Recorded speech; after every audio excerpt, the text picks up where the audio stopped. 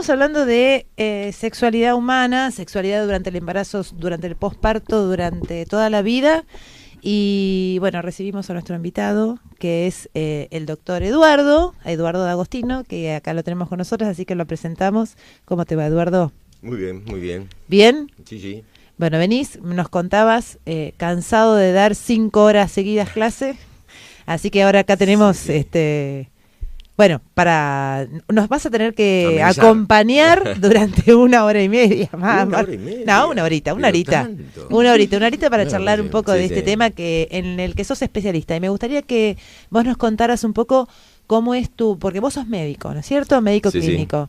Pero vos hiciste una especialización, hiciste una carrera, hace muchos años te dedicas a esto y nos gustaría que nos contaras. Bueno, antes que nada quiero agradecerles por invitarme al programa. Creo que este tema que de alguna manera, después de hacer clínica médica durante muchos años, es un tema que no está, no tiene un abordaje amplio que le permita al hombre poder desarrollarse plenamente en su vida. Y en su vida que implica la vivencia de su ser a través del ejercicio pleno y responsable de su sexualidad. Bien. O sea, luego que hice clínica médica, bueno, uno cuando atiende pacientes en medicina, siempre de la historia clínica surgen preguntas que hacen a la relación de la pareja, y me di cuenta que muchas personas, ni siquiera se me había ocurrido estudiar sexualidad humana, pero muchas personas casadas, que se querían y demás, en vez de gozar de una sexualidad, o de la actividad sexual, mejor dicho, la padecían. Porque traían, es cierto eso, sí. Traían, yo le digo el culpoma, ¿no? Como si fuese un tumor psicológico. Traían muchos mitos o muchos tabúes que de alguna manera le impedían una entrega amorosa, y eso obviamente a lo largo del tiempo, esa insatisfacción, porque de alguna manera no había una planificación de uno y el otro y los dos en su relación más íntima y personal, a pesar de haber tenido hijos, no sabían o no podían, por cosas que posiblemente les había pasado en la infancia, expresarse libremente. Entonces se me ocurrió... Ya igual con esa introducción tengo montones de preguntas. Bueno, está bien. El problema es que no sé si te las voy a contestar. No, las voy a anotar. Vas a andar anotando. Entonces, bueno, obviamente me puse a estudiar el tema de la sexualidad humana y me formé en la Escuela Argentina de Sexología, donde son 3 años. Pero yo soy, de alguna manera, especialista en educación sexual. Es el cartón que me dieron allá, en la Escuela Argentina, después de 3 años. Vos haces docencia, digamos, en algunos lugares en donde Claro. se necesita un formador. Exacto. En esto. Sí, en general yo estoy, en este momento, después de 27 años, 28 años que estoy atrás de este tema, actualmente capacito más obstétricas, docentes y padres. Y entonces yo realmente vine entusiasmado al programa, realmente porque me preguntaba, bueno, de qué puede ser de utilidad una persona que hace educación sexual en un programa que de alguna manera está dirigida a las personas o las parejas o las mujeres que están en una etapa muy importante de su ciclo vital, que es el embarazo, el parto y la lactancia, ¿no? Y realmente es una etapa crucial para el desarrollo y para la educación sexual, porque de alguna manera, después de estudiar el desarrollo psicosexual, ¿y por qué se llama desarrollo psicosexual? Porque de la mano del desarrollo biológico se va desarrollando la parte psicológica de la persona. Claro. Por eso hay muchas personas que están desarrolladas biológicamente, pero psicológicamente se han quedado en una etapa infantil de la sexualidad. Entonces, ¿vos decís que una persona de 50 años puede tener un desarrollo psicológico en relación a la sexualidad de uno de 16? De uno de 5. ¿También? Qué difícil. Yo ver. les digo, les voy a dar una pauta nada más de lo que nosotros en sexualidad llamamos sexualidad madura y sexualidad inmadura. O sea, sexualidad infantil y sexualidad adulta. La sexualidad infantil es la que el niño de alguna manera desarrolla, que por eso Freud fue criticado y rotulado de perverso, porque decía que los niños tenían sexualidad. Entonces antes se creía que la sexualidad despertaba con el flujo hormonal. Es decir, a los 12, 13, 14 años empezaba a segregar hormonas y entonces les cambiaba la conducta a los chicos. Entonces digamos así, y empezaba el tema del desarrollo sexual. Y de alguna manera Freud fue el que abrió los ojos al mundo de que existía una actividad erótica y una actividad sexual infantil.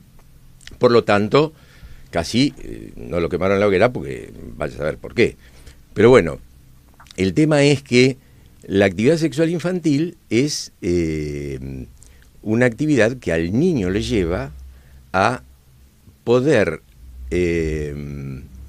canalizar sus pulsiones a través de la lactancia, el descubrir su propio cuerpo, las preguntas existenciales que hace, de dónde vengo, y entonces, y a través de la curiosidad que él tiene natural, que todos los niños tienen muchas veces, de espiar a veces los genitales de los adultos, ¿no? O los adultos desnudos. Es decir, es una curiosidad que tiene el hombre. Es decir, que el niño, si ustedes, para definir la sexualidad infantil, tiene un autoerotismo, juega con sus genitales, y observa... es exhibicionista, porque a veces un niño de 3, 4, 5 años se muestra desnudito y eso llama la atención, o a los padres a veces los inquieta porque no tiene ningún tipo de pudor. Y además, pispea. Pispea, sí, es curioso y espiador. Curioso y espiador. Y además, juega con sus genitales. Yo digo juega con sus genitales porque este término Freud lo describió como autoerótico o masturbación infantil, cosa que fue un horror. Me masturbación es producirse placer con sus propias manos.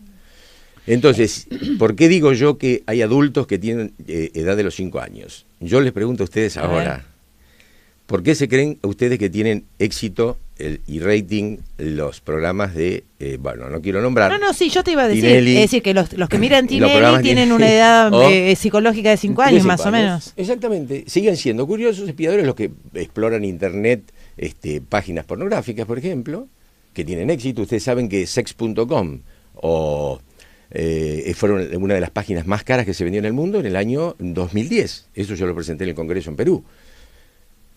Es decir, sex.com se pagó no sé cuántos millones de dólares, fue la página más grande, más cara en el rating. Y porn.com la segunda página. ¿Eso no está relacionado, por ejemplo, con periodos de represión sexual? Sí, tal cual. Sí, es decir, como boomerang, ¿no? Por eso lo importante, que yo decía que esas manifestaciones infantiles que son de alguna manera normales en un niño, el adulto no tiene que interferirlas. Porque si yo al chico lo veo desnudo tocándose los genitales y le empiezo a decir, soltán en eso que es caca, o en la lactancia, cuando yo le estoy por cambiar el pañalcito, veo que no se hizo pichín, y entonces digo, bueno, lo dejo que siga tomando la otra teta, y veo que el nene baja sus manos, porque las zonas genitales tienen todo lo que es mucosa o semimucosa, es gozoso y placentero, y que se toca los genitales y le pego la mano, aunque sea sin decirle absolutamente nada. A mí me parece un horror igual. O los aparta. Que además el chico asocie que eso es caca. Claro. O es feo. No, por eso. O es sucio, porque ya te queda construido en la cabeza una idea de que la sexualidad es una porquería. Claro, porque nosotros eso lo vamos archivando en el inconsciente. Y más aún, a veces, si el chico es reprimido por sus manifestaciones autoeróticas o sus manifestaciones exhibicionistas, eso le queda como una deuda con su desarrollo, porque nosotros de alguna manera siempre decimos que sexualidad y personalidad son una sola unidad. No se puede hablar de sexualidad como una entidad separada del desarrollo de la personalidad. Las dos van de la mano, y eso no lo digo yo, lo dicen los libros de psiquiatría. Quiere decir, por eso se llama desarrollo psicosexual. ¿Está claro? Porque lo biológico va de la mano de lo psicológico, pero si desde afuera papá y mamá que lo reciben al niño desde muy pequeñito, y eso se forma de los 3 a los 5 años, o mejor dicho, desde el nacimiento a los 5 años, Sí. donde el chico tiene que ser consciente de ser varón, o si es mujer, mujer, consciente de que tiene órganos genitales. Hay gente que llega al parto y no sabe que tiene 3 orificios, que por uno hace pipí, otro hace popó, y el lado Claro. copula, menstrua y tiene el parto. Le digo porque, bueno, usted lo sabe más que yo, si han trabajado con parteras. Entonces, hay como un ocultismo, entonces de eso parece que no se habla en casa, de eso causa rechazo, entonces no hay una, ¿cómo les podría decir? En vez de ponerle o de iluminarles un camino de en realización del chico hacia su curiosidad normal y hacia su exploración normal, porque el chico debe descubrir su propio cuerpo, nosotros le ponemos piedras. Y al ponerles piedras quedan con represiones. Claro. Y Que en realidad son, perdóname Eugenia, Sí. que en realidad esas piedras son reflejo de nuestras propias Exacto, represiones. Claro. Por eso, Por eso aquel es tan que educa, importante que exactamente, que el adulto empiece a reeducarse, desandar, a claro, reeducarse. lo que está mal en su a vida, sacarse la ¿no? mochila de sus experiencias Qué bueno. pasadas que de alguna manera no ha hecho consciente. Claro. Entonces tenemos que hacer consciente lo inconsciente, lo que aprendimos en las primeras etapas del desarrollo, en la etapa preverbal del desarrollo, todo eso se archiva en el inconsciente, y liberarnos de esa, digamos así, presión negativa que pusieron en nuestro desarrollo. Porque nosotros cuando de alguna manera reprimimos una conducta sexual infantil, estamos reprimiendo el desarrollo de la personalidad. ¿Está claro? Qué importante, ¿no? Esa frase creo que hay que marcarla. Te la Entonces vamos no es a... que nosotros reprimimos a la manifestación, nosotros tenemos que canalizar la curiosidad normal. Cuando el chico pregunta, por ejemplo, el chico tiene una actividad erótica natural. Sí. La primer función erótica que tiene el chico es la atracción hacia la teta de la madre, donde los chicos lo sacan del parto, antes de cortar el cordón umbilical, lo ponen en el pecho y succiona. Sí. ¿Por qué? ¿Qué es el erotismo? No está asociado con lo sexual exclusivamente, está asociado con el mantenimiento de la vida. Entonces, el erotismo, ¿qué significa? Que el niño tiene una función de un reflejo, de succión, que hace que naturalmente se dirija al pezón, tome de la teta, y la naturaleza lo premia con la obtención de placer, y ese placer que le da al niño, seguridad, más la leche, más los anticuerpos, Sí, más, sí, más todo lo biológico. más todo lo biológico. Claro. ¿Está claro? Bueno, porque esa asociación que vos bien decís, directa de lo que hago, si lo vinculo con placer. Claro. Si Nosotros obtengo hemos- placer de algo, a eso voy a dirigirme si no obtengo un castigo en el medio. Exacto. Más aún, si ustedes hay experiencias, si uno de alguna manera traumatiza en el momento de la succión o lo que fuere, actúa negativamente, el chico por ahí no succiona más. ¿Está Y la claro? vuelta, te digo desde el lado de femenino, ¿no? La vuelta de para nosotras las madres, dar la teta es muy placentero también. Pero claro. Es muy orgásmico también. Exacto. Es muy es una experiencia sexual. Lo que pasa es que a uno le parece un horror decir que tiene una experiencia placentera desde al nivel de una experiencia sexual con el hijo. Claro. Como que está todo mal, ¿no? Es decir, esto es por una cuestión cultural, ¿no? Que tenemos que replantearnos y abrir un poco más la cabeza, esto que vos decís, que la sexualidad y la personalidad es una sola cosa. Exacto. No se puede separar. Y que bueno, yo creo que si empezamos a entender eso, vamos a empezar a marchar por una senda como primero para ser más responsables sexualmente y segundo para poder ser sanos, ¿no? Vale. No neuróticos. Exacto. Ahí Rosario, mira, Bueno. tiene una lista de Sí, sí. preguntas. Sí, no no, paró de... No, pero yo para redondear la idea que ella dice y completar con las funciones orgánicas, Sí. nosotros tenemos un erotismo, y esta es la ruta erógena, boca, ano, pene, vagina, Sí. que están en función del mantenimiento de la vida, de mi propia vida. Sí. Si yo no como, Sí, me te muero. morís, sí. Si yo no defeco, exploto. Y si yo no micciono, me reviento la vejiga. Hablando así, Sí, sí, sí, medio. sí. Entonces, la naturaleza pone placer en cada una de sus funciones porque todo eso tiene que hacerse de manera inconsciente porque el chico no es consciente. Mamá, voy a hacer pipí. No. Claro. No dice, cuando tiene ganas de hacer, lo hace. Entonces la naturaleza, cuando se evacúa la vejiga, cuando se evacúa por eso las semimucosas son placenteras de alguna manera, Sí, en cualquiera de cuanto a estas su funciones función. son placenteras. Son placenteras. Sí. Quiere decir que la naturaleza premia el mantenimiento de la propia vida con placer. Ahora, premia mucho más y con mucho más placer las funciones que están ligadas a la procreación, o sea, a generar nuevas vidas. Entonces, tanto el acto sexual como el parto, como la lactancia, si están bien trabajados, son expresiones vitales y son, ¿cómo te podría decir? Experiencias que uno debe aprovechar, por más que, como vos dijiste muy bien hoy, sientan una sensación placentera orgásmica, porque eso es un premio que la naturaleza le da a la madre por el darle el pecho y porque además siente como que es una expresión gozosa de unión. Bueno, qué Cada terrible. vez nueva. Qué terrible lo que vos decís, Y hay ¿no? personas, yo te quiero cerrar el tema de que No, hay sí. personas, yo me acuerdo que una madre, como sentía tanto placer, en una charla, porque yo quedaba para padres, me dice, doctor, yo le dejé dar el pecho. Ay, no, por Porque Dios. lo asociaba Ay, no. a lo que vos decís, a la chanchada. Claro. Entonces, Eso yo te iba a hacer una pregunta. Sí. ¿A qué está vinculada la represión a nuestra cultura? No. En todas las culturas, si vos estudiás antropología cultural, te vas a dar cuenta que todas regulan de alguna manera, a través de mitos o tabúes, la actividad sexual de un pueblo.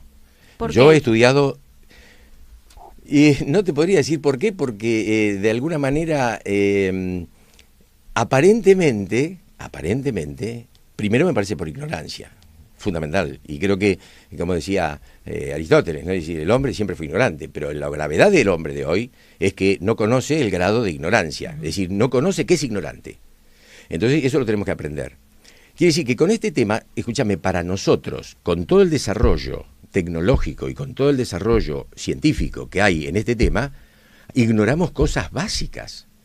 ¿Cómo puede ser que hoy, 2012, llegue una chica a un parto en una ciudad medianamente compleja o común y no sepa que tiene una vulva o que tiene... ¿Y cómo puede ser que en este momento, en el 2012, en nuestra modernidad, se nos niegue el placer de parir? Porque Claro. cada vez hay más cesáreas y no hay partos. Y lógico, porque... ¿Qué le pasa a la humanidad Y se con convierte en algo doloroso el parir. No, claro. eso? Es decir, no algo de recompensa, como vos dijiste, Sí, que sí. yo coincido plenamente, que uno cuando tiene un parto fisiológico, Sí. uno disfruta del parto. Pero claro. Pero cuando tiene un parto intervenido es una tortura parir. Exacto. Entonces sería como que esa recompensa de la naturaleza no se cumpliría en estos casos. Porque estamos ¿Y interviniendo qué pasa con la sobre humanidad? esa. Bueno, pero en estamos general? intervenimos en la naturaleza. Y nosotros tenemos que estar en sintonía con la naturaleza. Lo que pasa es que como no tenemos una idea clara de lo que significa toda la vida sexual del hombre, desde que nace hasta que muere, porque la vida sexual del hombre, o la sexualidad, mejor dicho, que acompaña al desarrollo de la personalidad, es desde el mismo momento que se gesta el niño hasta que esa persona se muere, es decir, todo es sexualidad. Si nosotros no comprendemos la dimensión sexual humana, vamos a seguir poniendo piedras en su desarrollo.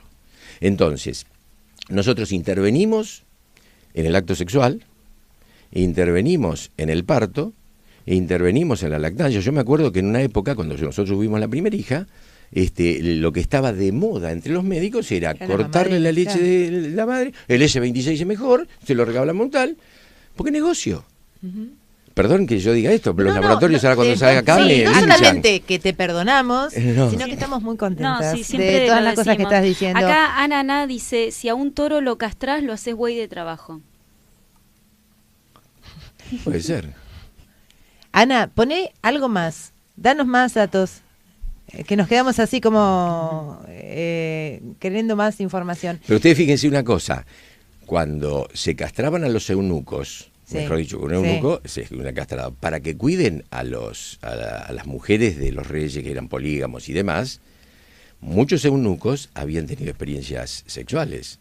Y los reyes estaban muy tranquilos porque las mujeres, pero cuando, independientemente de la secreción hormonal, los eunucos tenido experiencias sexuales y tenían erecciones y copulaban con las Pero claro, mujeres. además, sí. Es decir, no era solamente una cuestión hormonal, sino una cuestión neurológica claro, que estaba íntegra, porque no le cortaban los nervios de la erección ni claro, que producen la descarga muscular o la descarga de la tensión sexual. Lo único que le cortaban era quizá un poco, o le disminuían la potencia en cuanto a a la producción de testosterona. Pero no nos era olvidemos. Total porque había otras glándulas que la hay otras glándulas que la producían. producen. De su ser a través del ejercicio pleno y responsable de su sexualidad. Bien. O sea, luego que hice clínica médica, bueno, uno cuando atiende pacientes en medicina, siempre de la historia clínica surgen preguntas que hacen a la relación de la pareja, sí, y me di cuenta que muchas personas, ni siquiera se me había ocurrido estudiar sexualidad humana, sí, pero muchas personas que casadas, que se querían y demás, en vez de gozar de una sexualidad, o de la actividad sexual, mejor dicho, la padecían. Porque traían, es cierto eso, sí. Traían, yo le digo el culpoma, ¿no? Como si fuese claro, un tumor psicológico, libremente. Entonces se me ocurrió... Igual con esa introducción tengo montones de preguntas. Bueno, está bien. El problema es que no sé si te las voy a contestar. No, las voy a anotar. Vos andá anotando. Entonces, bueno, obviamente me puse a estudiar el tema de la sexualidad humana y me formé en la Escuela Argentina de Sexología, donde son 3 años. Pero yo soy, de alguna manera, especialista en educación sexual. Es el cartón que me dieron allá. Sí. En la Escuela Argentina, después de 3 años. Vos haces docencia, digamos, en algunos lugares en donde claro, se necesita un formador. Exacto. En esto. Sí, en general yo estoy, en este momento, después de 20, traían muchos mitos o muchos tabúes que de alguna manera le impedían una entrega amorosa, y eso obviamente a lo largo del tiempo, esa insatisfacción, porque de alguna manera no había una planificación de uno y el otro y los dos en su relación, sí, más íntima y personal, a pesar de haber tenido hijos, no sabían o no podían, por cosas que posiblemente les había pasado en la infancia, expresarse.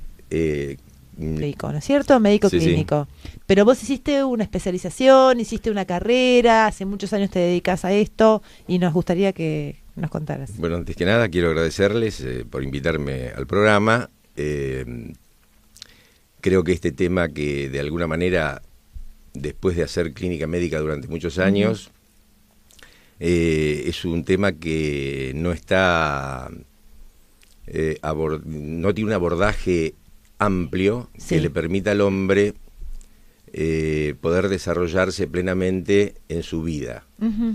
Y en su vida que implica la vivencia. Estamos hablando de sexualidad humana, sexualidad durante el embarazo, durante el posparto, durante toda la vida. Y bueno, recibimos a nuestro invitado, que es el doctor Eduardo D'Agostino, que acá lo tenemos con nosotros, así que lo presentamos. ¿Cómo te va, Eduardo? Muy bien, muy bien. ¿Bien? Sí, sí. Bueno, venís, nos contabas, cansado de dar 5 horas seguidas clase, así que ahora acá tenemos, sí, bueno, nos vas a tener que acompañar durante 1 hora y media más. ¿Una hora y media? No, una horita para charlar un poco de este tema en el que sos especialista. Y me gustaría que vos nos contaras un poco cómo es porque vos sos médico.